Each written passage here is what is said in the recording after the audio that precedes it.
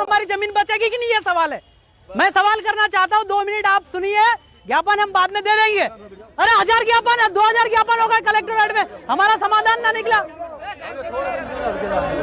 हम सवाल करना चाहते हैं, मात्र सवाल करेंगे।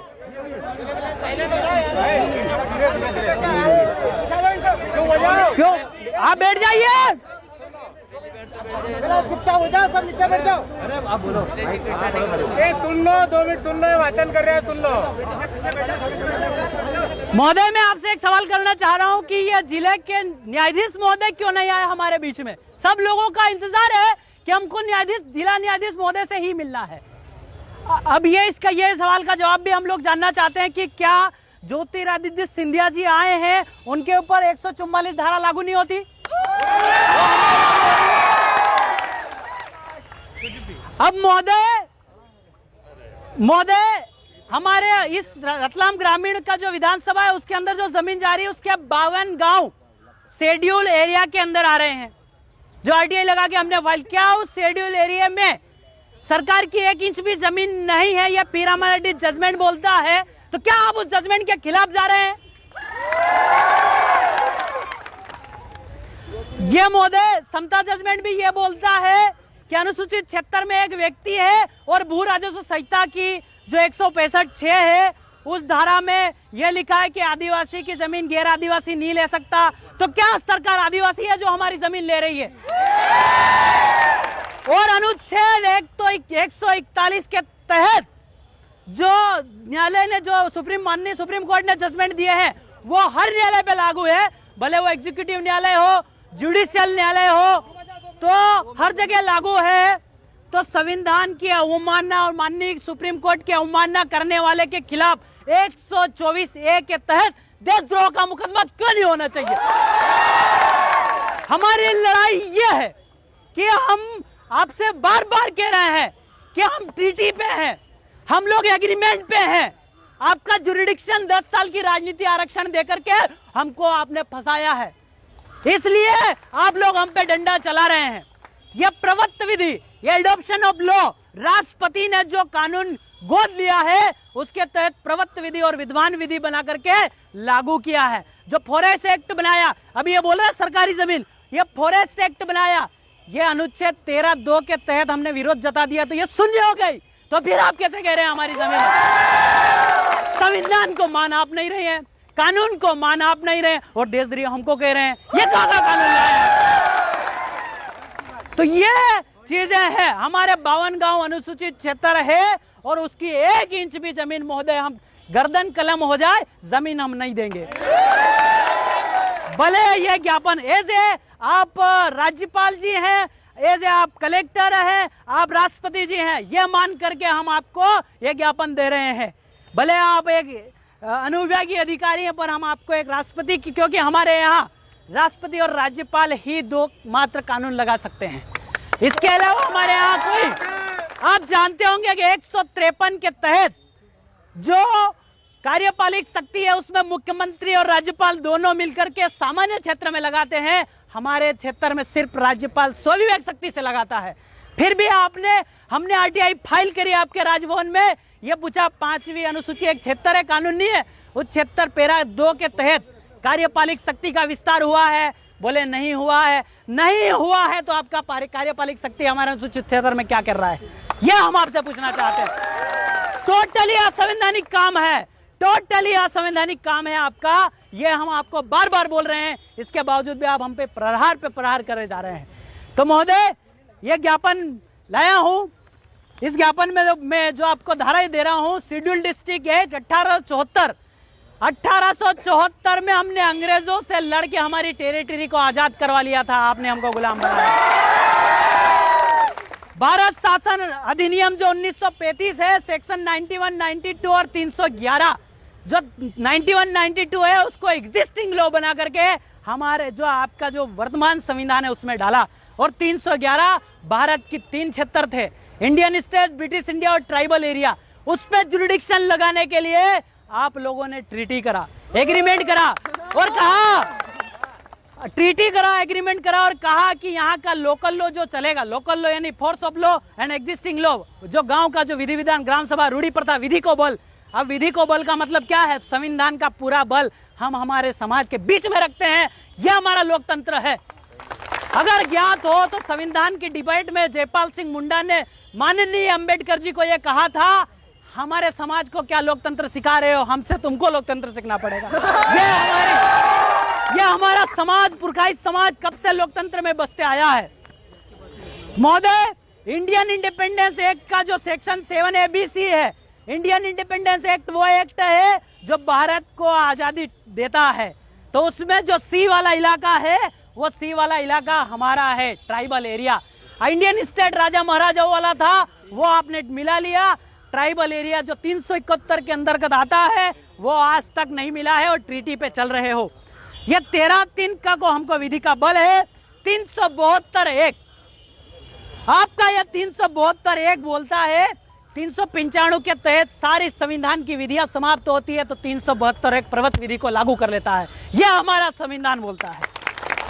244(1) 5वीं अनुसूची 76 के शासन प्रशासन कल्याण व हितार्थ के बारे में प्रति महामहिम राष्ट्रपति महोदय, महामहिम राज्यपाल महोदय, मानव अधिकार आयोग, माननीय मुख्यमंत्री महोदय, पर्यावरण मंत्री महोदय, प्रभारी मंत्री महोदय, ये जो हमारा मकसद था कि ऐसे कार्यपालिक मजिस्ट्रेट जिला दंडाधिकारी है, उनसे ही हम उनको ही ज्ञापन देंगे। शेड्यूल डिस्ट्रिक्ट 1874 यह आपका संदर्भ हुआ। विषय है महोदय कि मेगा टेक्सटाइल पार्क के लिए प्रस्तावित औद्योगिक निवेश क्षेत्र से संबंधित जमीन 5वीं अनुसूची 76 में बिना ग्राम सभा के सहमति से प्रस्तावित निवेश क्षेत्र को अविलंब निरस्त करे या संबंधित कानून बोले उससे तहत आपका डंडा ले जाइए।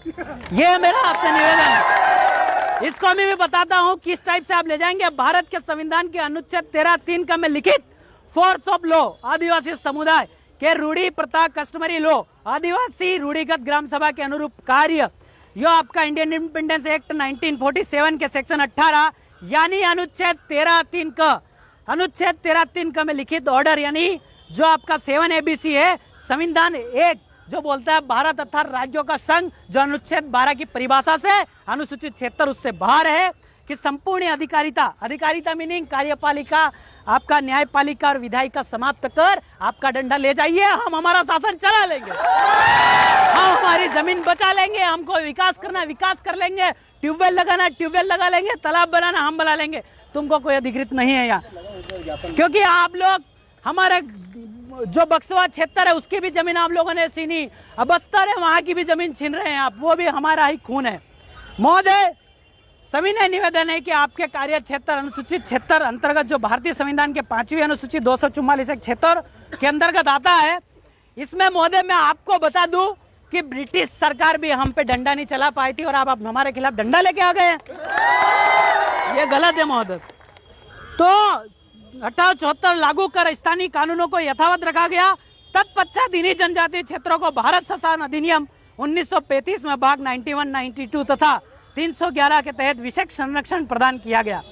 ब्रिटिश सरकार ने देश छोड़ने के पूर्व उक्त जनजातीय क्षेत्रों की पारंपरिक संपूर्ण कार्यपालिका, विधायिका और न्याय व्यवस्था को भारतीय स्वतंत्रता अधिनियम 1947 के भाग 7ABC में करार संधि के साथ भारतीय संविधान के अनुच्छेद 13(3) का एवं 372 में विशेष रूप से विधि का बल दिया है। यानी कि संविधान हमारे क्षेत्र में हम संविधान भी चला सकते हैं, जिसको रूढ़ी प्रथा और ग्राम सभा बोलते हैं। भारतीय संविधान के लागू होने के पूर्व तक ब्रिटिश शासन काल में देश के तमाम जनजातीय क्षेत्रों में भारतीय दंड संहिता IPC 1860 जो 1860 का धारा 5 है, वो भी ये बोलता है कि IPC का डंडा प्रवृत्त विधि और एग्जिस्टिंग विधि के खिलाफ नहीं जा सकता है, फिर भी आप हमारे ऊपर लगा रहे हैं, ये गलत है महोदय। ये आपका जो IPC लगने के बाद में CRPC के तहत जो काम होता है 1898 1973 1898 का बना हुआ कानून अभी तक चल रहा है, वही एग्जिस्टिंग लॉ है और एग्जिस्टिंग लॉ को यहाँ पे परिभाषित 366(10) में करा गया है। अध्यक्ष 1 पैरा 2 ख के तहत सभी तरह के दीवानी एवं फौजदारी मामलों का न्यायीकरण प्रत्येक ग्राम स्तर पर स्थानीय पारंपरिक तरीके से करते हैं। पिछले कुछ महीनों से लगातार भारत के आदिवासी समुदाय द्वारा भेजे जा रहे ज्ञापन द्वारा यह बात उठाई गई कि आपकी वैलिडिटी क्षेत्र पे से समाप्त हो गई है, फिर भी आप हमारे क्षेत्र में 8 लेन फलाना लेन डिमका लेन लेके आ रहे हैं, ये गलत है। की इंडियन इंडिपेंडेंस एक्ट 1947 के सेक्शन 7A-BC फॉरेन जुडिशन मतलब कि विदेशी अधिकारिता, अंबेडकर जी ने ट्राइबल एरिया को विदेशी अधिकारिता यानी कि एक फॉरेन के टाइप से अधिकारित करके हमको ट्रीटी पे यहाँ पे रखा है। अनुरूप भारत के कार्यपालिका, न्यायपालिका, विधायिका आदिवासी क्षेत्रों क्रमशः जो आपका 1935 का जो है एक्सक्लूडेड एरिया और आंशिक वर्जित क्षेत्र में लगाया जाए, अन्यथा ये क्षेत्र भारत के अधिकारिता से स्वयं को अलग कर लेंगे। जैसा कि ज्ञात है, प्रतिभा पाटिल राष्ट्रपति महोदय के समय 8-9 नवंबर 2019 की जो बैठक हुई थी उसका रिजल्ट आया था कि राज्यपाल के राष्ट्रीय आदिवासी अनुसूचित जनजातियों के हेतु सम्मेलन के संविधान के अनुच्छेद 244(1) के प्रावधान अनुसूची पैराग्राफ 3 के अनुसार राष्ट्रपति के कार्यालय में एक बार होता है। विस्तार पूर्वक जानकारी देते हुए महोदय ये बताना चाहते हैं कि अंग्रेजों ने 3 तरह की शासन व्यवस्था चलाई थी और प्रतिभा पाटिल जी के सामने 26 राज्य के राज्यपाल ने ये कहा था कि अनुसूचित जनजाति पे किसी तरह का कोई 1950 का जो डंडा है वो नहीं चलता है। तो फिर भी आप हम पे लगा रहे हैं, ये कैसे लगा रहे हैं? ये टोटली अनकॉन्स्टिट्यूशनल और असंवैधानिक है।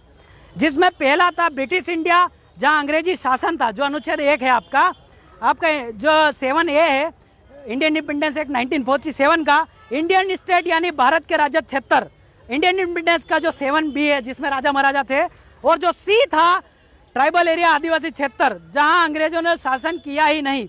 संविधान के अनुच्छेद 1 के 3G जिन्हें करार संधि ट्रीटी एग्रीमेंट द्वारा आयोजित किया गया, जो कि स्वतंत्र हो चुके हैं। आदिवासी को 10 साल का राजनीति आरक्षण देकर यह कहकर ब्रिटिश बनाम भारत में मिलाया गया, जो आप हमारे पे डंडा चला रहे हैं, जो कि मिलाया गया कि आदिवासी अभी शासन चलाने के काबिल नहीं है, ये करके इन्होंने हमको शामिल किया। तो मैं ये बोलता हूँ हम अभी शासन चला सकते हैं, आप लोग ले जाइए आपकी फैक्ट्री। 10 सालों के लिए आप हमें अनुच्छेद 334 द्वारा, ये हम अनुच्छेद भी इसलिए बता रहे हैं कि आपका डंडा फिर से गलती न कर बैठे। महोदय ये जो करार है अनुसूचित क्षेत्र वर्सेस भारत शासन की अधिकारिता में हुआ है, जिसमें आपकी सरकार की संपूर्ण अधिकारिता की वैलिडिटी हमारे क्षेत्र पे समाप्त, क्षेत्र में सारी कार्यपालिक शक्ति न्यायपालिक करार के माध्यम से चल रही है। इस व्यवस्था में हम काफ़ी समस्याओं का सामना करना पड़ा है। श्रीमान जी से निवेदन है कि हमारे समस्या का समाधान करें, अन्यथा आपकी अधिकारिता आपके क्षेत्र में ले जाइए। महोदय ये जो समस्या है ये हमको प्रकाशित हुई थी दिनांक 26/6/2021 के समाचार पत्र दैनिक भास्कर में छपी खबर ने हमें एक मृत रूप दे दिया और हमारे जीवन पर सवाल खड़े कर दिए। खबर यह थी कि मेगा टेक्सटाइल पार्क के लिए रतलाम में बनने वाले औद्योगिक निवेश क्षेत्र के लिए राज्य सरकार हमारी जमीन जो है जीवन यापन की एवं 1466 1466 हेक्टेयर जमीन छीनकर औद्योगिक निर्माण के लिए देने का प्रस्ताव किया है। समाचार पत्र में छपी खबर के अनुसार प्रस्तावित की गई जमीन इस प्रकार है, जो टेबल छपी थी मैंने ऐसी एचडी छापी है। बिबड़ौद में सर्वे नंबर 122 जिसका क्षेत्रफल हेक्टेयर में 724.23, जो सरवनी खुर्द है उसमें सर्वे नंबर 2 28, आपका जामथून में सर्वे नंबर 1 2.1500, जुलवानिया 15 87.030, पलसोड़ी 19 634.5323, रामपुरिया 1 5.940। इसके कुछ दिन पहले 21/06/2021 को इसी समाचार पत्र में खबर छपी थी। स्पेशल इन्वेस्टमेंट रीजन का प्रोजेक्ट के तहत इस योजना में 2400 उद्योग लगेंगे। कितने? 2400। ये लोग हमको बर्बाद करने पे तुले हुए हैं। और महोदय इस योजना के तहत ली जाने वाली जमीन को 1542 जो है उसको शासकीय जमीन बताया, जो कि आपका हमने पी रामारेड्डी जजमेंट के तहत अवैधानिक बताया। आप और जो 256 है वो निजी भूमि बताया। निजी भूमि तो तुम भूल ही जाओ, अनुसूचित क्षेत्र की 1 इंच भी जमीन तुमको हम ना देने वाले। महोदय संबंधित क्षेत्र में 52 गांव अनुसूचित क्षेत्र ही है। मैं नहीं बोल रहा हूँ, ये 1950 का स्टेट ऑर्डर निकला था जिसको राजपत्तर बोलते हैं, गेजेट, जो कि अनुसूचित क्षेत्र में कलेक्टर महोदय का भी गेजेट नहीं निकला हमको राज करने के लिए। ये माननीय गोपाल जी डाट ने हमको बहस के दौरान हमने पता भी कर लिया और हमें पढ़ा भी है, जिसमें कुछ गांव का नाम लेता हूं: गोपालपुरा, रामपुरिया, जुलवानिया, पलसोड़ी, भंवरगढ़, ढोलावाड़, राजपुरा, दंतोड़ा, लालगुवाड़ी, पलास, पिपलोदी, भिलखड़ी, झरखड़ी, सरवड़ आदि ऐसे 52 गांव अनुसूचित क्षेत्र रूप में परिभाषित है। मैं आपसे महोदय कहना चाहता हूं कि ये तहसील बांटना और खेल बंद करिए। हमारा क्षेत्र सेलाना में लगता, पिपलोदा सेलाना में लगता था, आपने ये खेल करके हमारा क्षेत्र अनुसूचित क्षेत्र में नहीं है ऐसा दिखा रहे हैं। यह भी असंवैधानिक है। ये उच्चतम न्यायालय का फैसला आया है वेदाता के अनुसार, न लोकसभा न विधानसभा, सबसे ऊंची तो ग्राम सभा के खिलाफ ये जा रहे हैं, अर्थात ये देशद्रोही है। उच्चतम न्यायालय का फैसला पेरामारेड्डी बनाम 1988 अनुसूचित 76 में केंद्र और राज्य सरकार की 1 इंच भी जमीन नहीं है, फिर क्यों मांग रहे हैं आप? वो जमीन ग्राम सभा की है। उच्चतम न्यायालय के समता जजमेंट अनुसूचित 76 में सरकार एक व्यक्ति 14 फॉरेस्ट को लेकर के एक केस चला था, उस केस में ये आया था, सुप्रीम कोर्ट बोल रहा है, मैं ना बोल रहा हूँ। उच्चतम न्यायालय का फैसला बना महाराष्ट्र 5 जनवरी 2011, इस देश का 8% इस देश का मालिक है। बाकी उच्चतम न्यायालय का जो केरल बनाम फैसला आया, जिसका जमीन उसका खनिज, तो फिर आप बार बार क्यों कह रहे हैं हमारा? अनुच्छेद 141 के तहत जो सुप्रीम कोर्ट के जजमेंट को नहीं मानता वह कौन होता है? 124 लगना चाहिए, नहीं लगना चाहिए? महोदय, उपयुक्त जजमेंट को देखकर वह समता जजमेंट के अनुसार अनुसूचित 76 में सरकार एक व्यक्ति के समान है, बराबर। भू राजस्व संहिता की धारा 165(6) यह आपकी वहाँ कार्यालय में बुक है, उसमें लिखित में है। आदिम जनजाति एब्रोजिनल, उस बुक में मूल निवासी भी लिखा हुआ है, ये लोग कानून में छिपा रहे हैं। एब्रोजिनल पीपल की जमीन गैर आदिवासी जनजाति को ट्रांसफर नहीं होती, तो क्या आपकी सरकार आदिवासी है जो जमीन ले रही है? ये गलत कर रहा है। अगर फिर भी इस प्रकार का रूपांतरण करने की प्लानिंग कर रहे हो ना, ये प्रक्रिया अवैधानिक है, और अगर ये अवैधानिक प्रक्रिया करते हैं तो आप देशद्रोही होंगे। जो आपका एसडीओपी जमशेदपुर में इस टाइप से ग्राम सभा के खिलाफ कहे थे, माननीय कोर्ट ने उनको देशद्रोही का संज्ञान दिया था और 6 महीने जेल भी लेकर के आए हैं। उच्चतम न्यायालय का फैसला पेरामारेड्डी बनाम 1988 बोलता है कि अनुसूचित क्षेत्र में केंद्र और राज्य सरकार के 1 इंच भी जमीन नहीं है, तो इस क्षेत्र में सरकार की जमीन कहां से आई और उसका बाप कौन है? ये जरा हमको सरकार का बाप बता दीजिए। ये इसका माननीय राज्यपाल का, अगर ऐसा कोई कानून लाए हैं तो राज्यपाल जी का गेजेट दिखा दीजिए, जिसको भारत राज्य पर संविधान आदेश से बड़ा कोई आदेश नहीं है, वो बता दीजिए तो हम आपको माने। उच्चतम न्यायालय का फैसला वेदांता के अनुसार न लोकसभा न विधानसभा, सबसे ऊंची ग्राम सभा, तो ये जमीन हमारे ग्राम सभा की है, आपकी सरकार की नहीं है। अतः हमारी ग्राम सभा को अनुच्छेद 13(3) का से विधि का बल प्राप्त है। अगर हमारी ग्राम सभा का विधि यानी क्या? न्यायपालिक, कार्यपालिक व्यवस्थिका का बल। अगर इन 70 सालों में ग्राम सभा विद्यमान विधि या प्रवत विधि को कमजोर करने के लिए कोई संशोधन बना है तो अनुच्छेद 13(2) आप पढ़ लेना के तहत आदिम जाति जनजाति ने जो विरोध किया उसके तहत शून्य हो गया। फिर भी आप हम पे डंडा चला रहे हैं। महोदय, अनुच्छेद 141 के तहत माननीय सुप्रीम कोर्ट के जजमेंट हर न्यायालय में लागू है, जो आपके न्यायालय में भी लागू है। अगर कोई न्यायालय के जो कोई कार्यालय मानने से इनकार करता है तो आईपीसी की धारा 124(a) के तहत आप देशद्रोही हैं, अर्थात फिर भी हमारी जमीन लेने की कोशिश की तो हमारी ग्राम सभा आपको क्या बोलेगी? देशद्रोही। महोदय, ये एक जन आंदोलन है, क्योंकि इस निवेश क्षेत्र में जो कंपनी आ रही है उससे हर जाति और हर वर्ग का नुकसान है। इस निवेश क्षेत्र से बनने वाले उद्योग से उत्पन्न होने वाली भयानक जानलेवा समस्या इस प्रकार है, क्योंकि इस निवेश क्षेत्र में जो कंपनी आ रही है वो हर जाति और हर वर्ग का नुकसान कर रही है कि नहीं कर रही? पर्यावरण का नुकसान, कंपनी लगने से पूरा पर्यावरण नष्ट हो जाएगा, जिससे पूरे रतलाम जिले और शहर को ऑक्सीजन की कमी होगी, जो अभी तुम ढूंढते फिर रहे थे कोरोना काल में और हमारे गांव वाले पेड़ के नीचे ले रहे थे। पूरे शहर को दूषित हवा ग्रहण करना पड़ेगी। कंपनी से निकलने वाला दूषित पानी ढोलावट डैम में जाएगा, जिससे पूरा ढोलावट डैम का पानी दूषित हो जाएगा और पानी पीने वाले सारे प्राणी मर जाएंगे और प्रकृति दूषित हो जाएगी। जिसके दुष्ट पापी कौन होगा? प्रशासन।